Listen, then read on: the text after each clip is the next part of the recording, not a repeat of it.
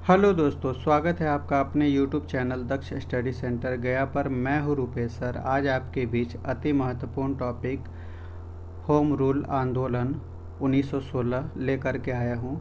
दोस्तों, ये मेरा पार्ट 2 है। इससे अगर पहले वाला पार्ट आपने नहीं देखा है तो उसे आप पहले देख लीजिए, तभी आपको पूरी बात समझ में आएगी।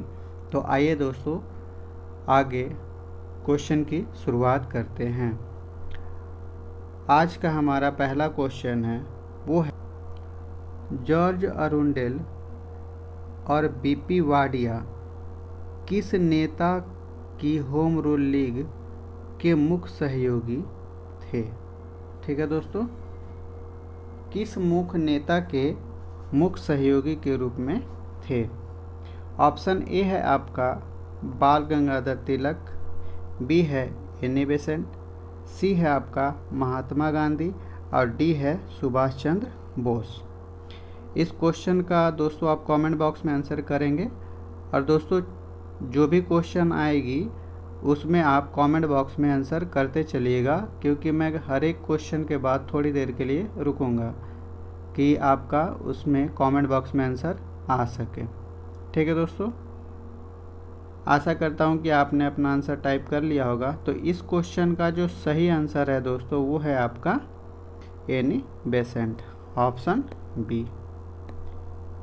ठीक है दोस्तों, और एनी बेसेंट के बारे में आपको बता दूं दोस्तों कि इनका जो भारत में आगमन हुआ था वो हुआ था 1893 में, और इन्होंने सितंबर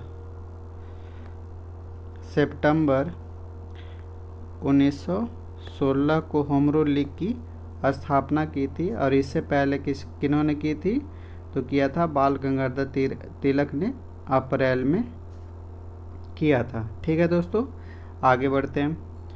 आज का हमारा अगला क्वेश्चन है, वो है अगस्त 1917 को मोंटेग्यू घोषणा का मुख्य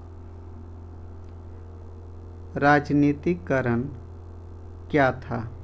ध्यान देंगे दोस्तों, राजनीतिक कारण क्या था ये पूछा गया, और किसकी घोषणा थी ये, तो मोंटेग्यू साहब की घोषणा पत्र थी ये। ठीक है दोस्तों, तो ये ध्यान देंगे। ऑप्शन ए है आपका प्रथम विश्व युद्ध की समाप्ति, बी है होम रूल आंदोलन का दबाव, और सी है रशियन क्रांति, और डी है आपका साइमन कमीशन। तो इस क्वेश्चन का जो सही आंसर है दोस्तों, वो है आपका ऑप्शन बी। ठीक है दोस्तों, ऑप्शन बी आपका सही आंसर है। अब बताते हैं दोस्तों कि मोंटेग्यू घोषणा पत्र था क्या। सबसे पहली बात तो ये हम लोग जानते हैं कि आखिर क्या थी मोंटेग्यू घोषणा पत्र में। तो दोस्तों, मोंटेग्यू जो घोषणा पत्र थी ये वायसराय के द्वारा लाई गई थी, और इसमें ये बात कही गई थी कि भारतीय जो चाहते हैं होम रूल लीग के माध्यम से कि यहाँ पे क्या हो कि स्वशासन की व्यवस्था स्थापित हो, तो इसमें ये कहा गया था कि हम धीरे धीरे भारत को स्वशासन सौंपने का काम करेंगे। ठीक है दोस्तों, और इन्होंने ये कहा था कि प्रशासन में भारतीयों की भागीदारी को भी बढ़ाएंगे। और इनका ये सीधा मतलब इससे था दोस्तों, क्योंकि इसके साथ ही क्या हो रहा था कि 1914 से लेकर के 18 तक वर्ल्ड वार फर्स्ट चल रहा है, वर्ल्ड वार फर्स्ट चल रहा था। तो इस समय क्या था कि वायसराय ये चाहते थे कि भारतीय ब्रिटिश सरकार की सहयोग करे, अपनी सेना को भेजे उनके एवज में लड़ने के लिए। तो कुछ लोगों ने सपोर्ट भी किया, और लोगों को, जो उदारवादी दल के नेता थे, उनको ये लगता था कि अगर हमने वर्ल्ड वार में अंग्रेज़ों की मदद की तो उसके बाद हमें स्वराज प्राप्त हो जाएगी, या स्वराज हमें दे दिया जाएगा, उनको ऐसा लगता था। ठीक है दोस्तों, आगे दोस्तों ऑप्शन की बात कर लेते हैं। तो प्रथम विश्व युद्ध की समाप्ति कब हुई थी? तो हुआ था 1918 को। ठीक है दोस्तों, 1918 को 14 से 18 तक चला। रशियन क्रांति दोस्तों चल रहा था उसके साथ ही, लेकिन मुख्य रूप से कब चला था? तो ये 1919 में चल रहा था। ठीक है दोस्तों, साइमन कमीशन कब था? तो ये था 1928 में। ठीक है दोस्तों, आगे बढ़ते हैं। आज का हमारा अगला क्वेश्चन है, वो है आपका 1920 में all India home rule league का नाम बदलकर क्या कर दिया गया था? ध्यान देंगे दोस्तों, बोला गया है कि नाम बदलकर क्या कर दिया गया था, यानी कि नाम इसकी चेंज की गई थी इस दौरान। ठीक है दोस्तों, तो ऑप्शन ए है आपका स्वराज सभा, बी है आज़ाद सभा, और सी है आपका सर्वेंट ऑफ इंडिया सोसाइटी, और डी है आपका स्वदेशी सभा। तो इस क्वेश्चन का जो सही आंसर है दोस्तों, वो है आपका ऑप्शन ए। ठीक है दोस्तों, ऑप्शन ए आपका सही है। और ये किसने नाम दिया था दोस्तों? तो ये दिया था गांधी जी ने। गांधी जी ने यह नाम दिया था 1920 में। ठीक है दोस्तों, सर्वेंट ऑफ इंडिया सोसाइटी क्या था दोस्तों? तो ये गोखले जी के द्वारा चलाई गई थी। गोखले जी के द्वारा एक शुरू किया गया संगठन था। ठीक है दोस्तों, आगे बढ़ते हैं दोस्तों। अगला क्वेश्चन है दोस्तों, तिलक ने अपने होम रूल आंदोलन का प्रचार मुख्य रूप से किस समाचार पत्र से किया? ध्यान देंगे दोस्तों, किसने? तिलक ने। कौन सा इनका समाचार पत्र था? ठीक है दोस्तों, ऑप्शन ए है यंग इंडिया, बी है केसरी और मराठा, सी है हरिजन, और डी है आपका नेशनल हेराल्ड। तो इस क्वेश्चन का जो सही आंसर है दोस्तों, वो है आपका ऑप्शन बी। ठीक है दोस्तों, अब इसका दोस्तों आप लैंग्वेज भी ध्यान रखिएगा कि जो केसरी थी वो मराठी भाषा में थी, और जो मराठा था वो था आपका इंग्लिश भाषा में छपती थी। ठीक है दोस्तों, और ये दोनों किसके द्वारा संचालित किया जा रहा था? तो तिलक जी के द्वारा संचालित किया जा रहा था। यंग इंडिया पत्रिका किसका है दोस्तों? तो ये है आपका गांधी जी के द्वारा। ठीक है दोस्तों, किसका है ये? ये है आपका गांधी जी के द्वारा, गांधी जी के द्वारा था। ठीक है दोस्तों, और हरिजन किसका है? तो हरिजन भी दोस्तों किसका है? गांधी जी का है, गांधी जी का है। और ये चलाई गई थी 1933 में हरिजन लोगों की उत्थान करने के लिए। और नेशनल हेराल्ड किसका है दोस्तों? तो ये नेहरू जी की है,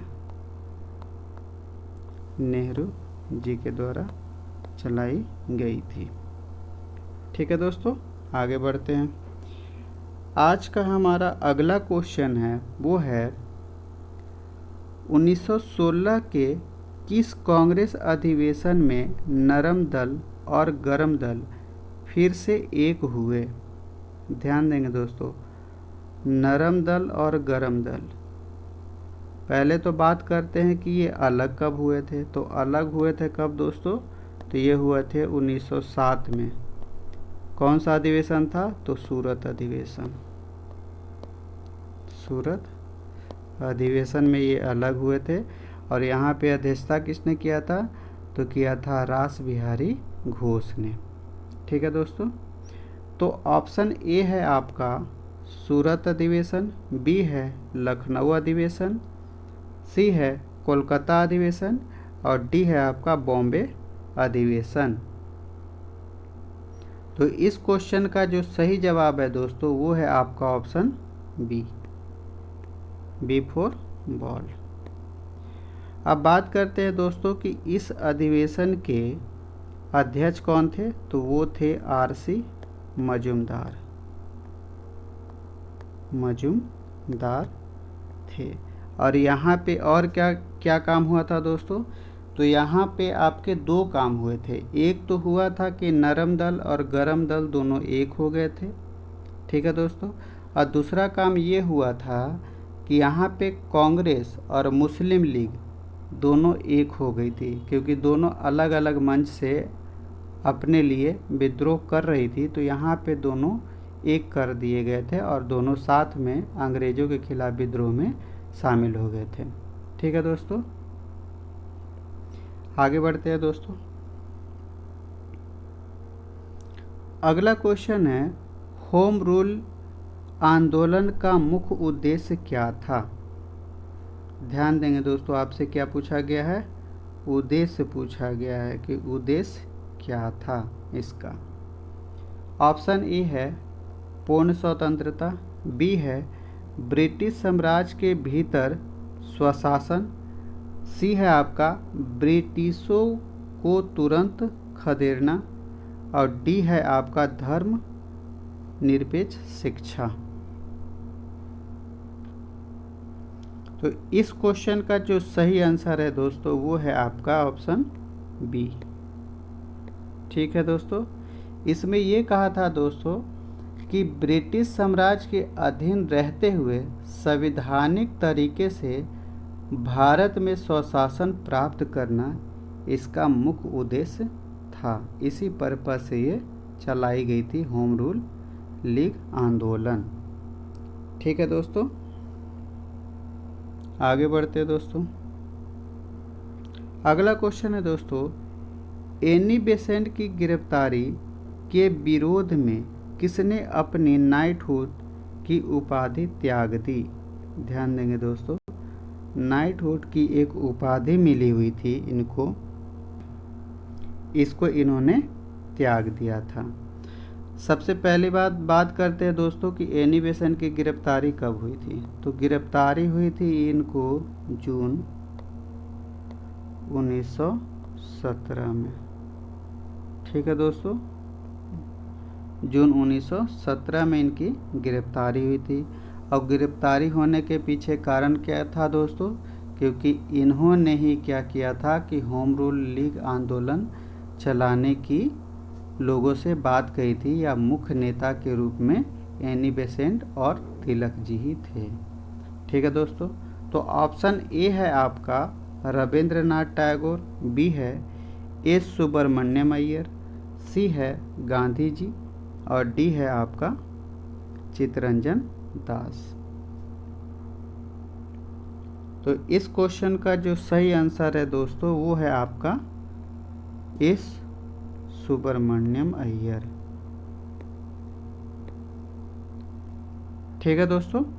आगे बढ़ते हैं दोस्तों। अगला क्वेश्चन है दोस्तों, होम रूल आंदोलन की शुरुआत किस वैश्विक युद्ध के दौरान हुई थी। ध्यान देंगे दोस्तों, किस वैश्विक युद्ध के दौरान हुई थी, यानी कि साथ में कुछ वर्ल्ड वार भी चल रहे थे।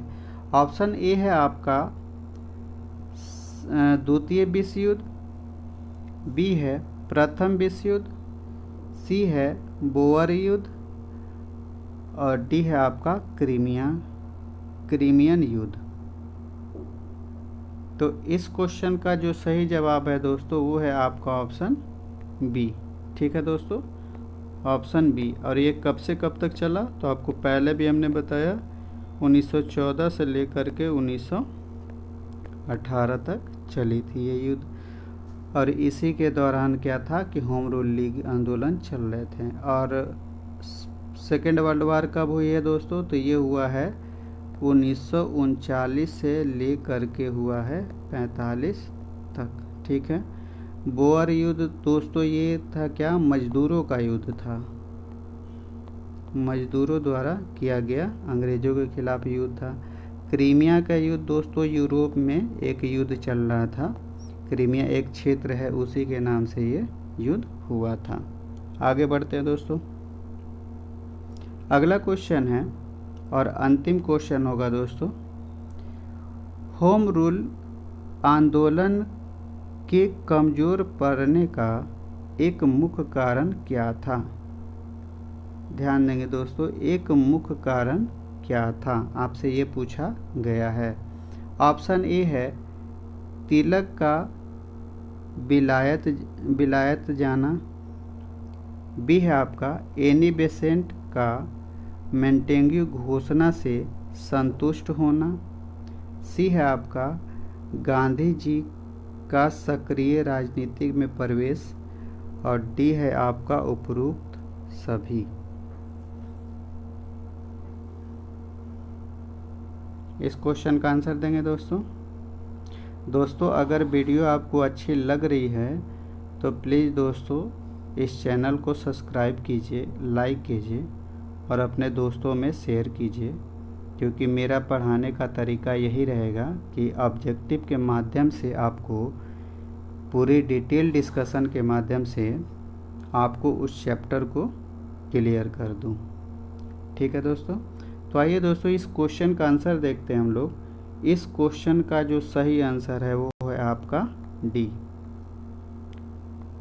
ठीक है दोस्तों, अब होता है तिलक का विलायत जाना, ये भी सही है। एनी बेसेंट का मोंटेग्यू घोषणा से संतुष्ट होना, क्योंकि मोंटेग्यू घोषणा में ये कहा गया था कि जब फर्स्ट वर्ल्ड वार समाप्त हो जाएंगे तो उसके बाद क्या है कि ब्रिटिश सरकार धीरे धीरे प्रशासनिक हस्तक्षेप भारतीयों को बढ़ा देगी या स्वशासन की ओर ले जाएगी। ठीक है दोस्तों, और गांधी जी का सक्रिय राजनीतिक में प्रवेश, तो ये दोस्तों गए हुए थे पहले कहाँ, दक्षिण अफ्रीका। तो ये 9 जनवरी 1915 को ये आए थे भारत। और इसके बाद क्या किया था कि इनको सार्जेंट भी बोला जाता है दोस्तों, क्योंकि इन्होंने क्या किया था कि कई भारतीय सैनिकों को तैयार करके अंग्रेज़ों के साथ युद्ध लड़ने के लिए भेजे थे फर्स्ट वर्ल्ड वार के दौरान। ठीक है दोस्तों, तो इसलिए ऑप्शन इसका डी सही होगा। ठीक है दोस्तों, आशा करता हूं दोस्तों कि आज आपका ये वीडियो बहुत अच्छी लगी होगी। या यदि दोस्तों आपको ये वीडियो अच्छी लग रही है तो इस चैनल को सब्सक्राइब कीजिए, लाइक कीजिए और अपने दोस्तों में शेयर कीजिए। धन्यवाद दोस्तों। नेक्स्ट वीडियो में मिलते हैं दोस्तों बहुत इम्पोर्टेंट टॉपिक लेकर के, असहयोग आंदोलन और खिलाफत आंदोलन के साथ। जल्द ही मिलेंगे दोस्तों। नमस्कार।